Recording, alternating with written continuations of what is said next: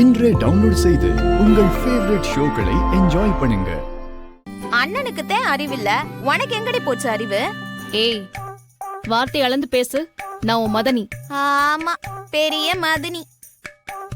பொறுப்பு இருந்தா மட்டும் போதுமா? செய்ய வேண்டிய காரியத்தை செய்ய வேண்டாமா?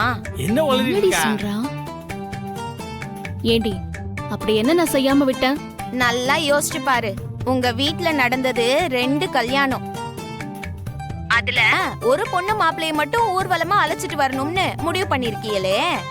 அப்ப என் குழந்தனும் என் அக்கா வீராவும் உங்களுக்கு என்ன தொக்கா போச்சா? ஆமால, அவங்கள கூட நாம இன்னும் மறு வீட்டுக்கு அழைக்கலல்ல. அழைச்சே ஆகணும். நீ என்ன பண்ணுவியோ ஏது பண்ணுவியோ எனக்கு தெரியாது. ரத்னாக்காவும் அறிவு மாமாவும் ஊர்வலமா வரப்ப நம்ம வீராவும் சிவபாலனும் ஊர்வலமா வந்தே ஆகணும். நீ என்ன சொல்லுத? கேட்டி பரணி லைன்ல இருக்கியா? இருக்கேம்மா. எனக்கு ஒரு சூப்பர் ஐடியா வந்திருக்கு. நீங்க கவனமா கேளுங்க. அந்த ஐடியா படி நாளைக்கு நீங்க வேலையை பாருங்க. சொல்லுட்டி. போன ஸ்பீக்கர்ல தான் இருக்கு. நாங்க எல்லாருமே கேட்டுட்டு தான் இருக்கோம். Okay, super. இது பாருடி, இங்க சண்முகம் அழைப்புக்கு ஏற்பாடு பண்ணிட்டு இருக்கான். அதே நேரம் நீங்க ஒரு வேலையை பார்க்கணும்.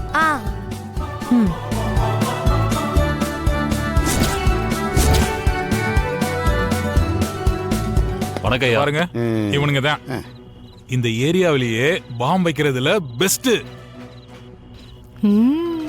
ஊர்வலத்துல இவனுங்க வாத்திய கோஷ்டி மாதிரி கலந்துக்குவானுங்க. அந்த அறிவும் ரத்னாவும் ஊர்வலம் போற கார்ல இவனுங்க பாம் வச்சிருவானுங்க. அந்த டிக்கு டிக்கு டிக்கு ஓடுவது கடிகாரம் அதோட அட்டாச் பண்ணிருக்கும்ல அதுவும். ஆமாங்கய்யா, அதுக்கு பேரு டைமர். அதையும் சேர்த்து செட் பண்ணிட்டோம்னா நாம நினைச்ச நேரத்துக்கு அது கரெக்டா வெடிச்சிடும். பவர்ஃபுல் பாம் இங்கயா. வெடிச்சா உடம்பு துண்டு துண்டா போயிடும். உள்ள இருக்கிற யாருமே தப்பிக்க முடியாது.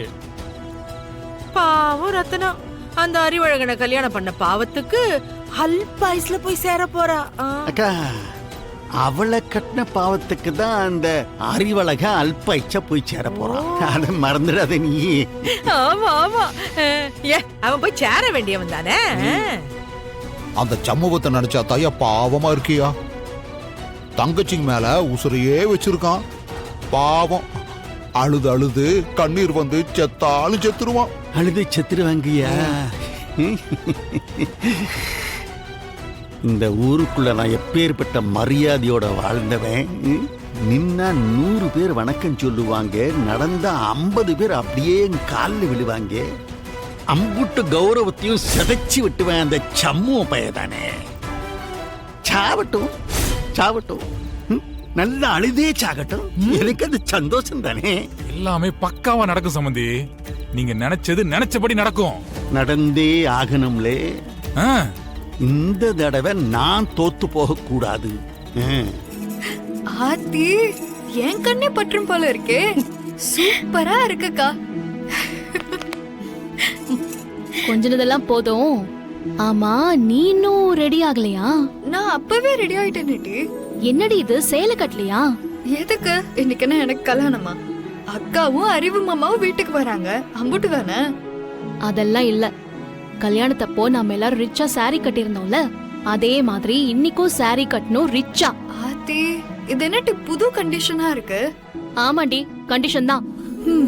சரி போ, உன் சேலைய நான் அயன் பண்ணி வச்சிருக்கேன். மரியாதையா கட்டிட்டு வா. உனக்கும் அலங்காரம் பண்ணி விடுறேன். அலங்காரமா? எனக்கு எதுக்கிட்டே? அம்மா தாயே, நீயும் குடும்ப பொண்ணுதான். ரத்னாவுக்கு பண்றது உனக்கும் சேர்த்துதான். இப்ப நான் சொல்றத கேட்க போறியா இல்லையா? சரிடி, சரி, கத்தாத. நான் போய் சேலைய கட்டிட்டு வரேன். சரி போ, சீக்கிரமா போ, லேட் பண்ணாத. மாமா, பரணி சொன்ன மாதிரி அம்புட்டு கரெக்டா நடந்துட்டு இருக்கு. அண்ணா, இந்த பட்டு வேஷ்டி கட்டிட்டு போய் என்னென்ன செய்ய? அறிவனை வர காருக்கு முன்னாடி நடந்து வரவா? இல்லை, அறிவு கிட்டவன. அறிவையும் ரத்னாவையும் எந்த கார்ல பொண்ணு மாப்பிள்ள மாதிரி அழைச்சிட்டு வராங்களோ அதே கார்ல ஜோடியா நீயும் வீராவும் கூட வரணும்ல. அதுக்குத்தான் இந்த ஏற்பாடு எல்லாமே. எனக்கு என்னவோ அதை நினைச்சாலே பக்கு பக்குன்னு இருக்குண்ணே. அவ பாட்டும் கோவத்துல என் சட்டைய கிழிச்சு விட்டானா. கோட்டிக்கார மாதிரி பேசாத. அவ அப்படியெல்லாம் ஒன்னும் ரவுடித்தனம் எல்லாம் பண்ண மாட்டா. நீ சும்மா இரு. மோ நீ நினைச்சிட்டு இருக்கம்மா, அவ வேலை தான் போலீஸ் வேலை. ஹ, உள்ள இருக்க அம்புட்டும் ரவுடி புத்தி. எல்லாம் பரணி பாத்துக்கிடுவா சிவபாலா. நம்ம திட்டம் ஒண்ணுதான். இத பத்தி நீ யாருக்கிட்டயும் வாய திறந்துடாத. முக்கியமா உங்க அப்பா கிட்ட தயவு செய்து வாய திறக்காத. என்ன? நான் என்னத்துக்கு மைனி அவகிட்ட வாயை திறக்க போறேன்? கேட்டி பாத்தியா, எல்லாரும் ரெடி ஆயிட்டோம், ஆனா பூ வச்சுக்கல. இரு, நான் போய் எடுத்துட்டு வரேன். ம். அடடே, வா வா வா அறிவு. ஆ.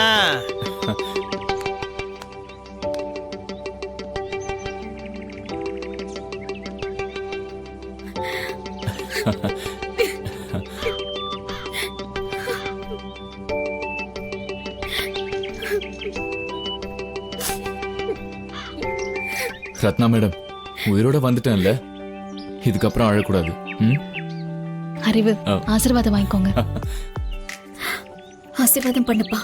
நல்லா இருங்கத்தா, ஆசீர்வாதம் உங்க பண்ணுங்க. வாழ்க்கை சந்தோஷமா இருக்கணும்.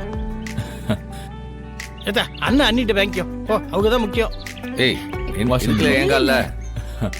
வா. அண்ணே, ஆசீர்வாதம் பண்ணு. ஆசீர்வாதம் பண்ணு. டேய், எதுக்கு என் காலெல்லாம் வந்துகிட்டு? நல்லா இருங்க, சந்தோஷமா இருங்க.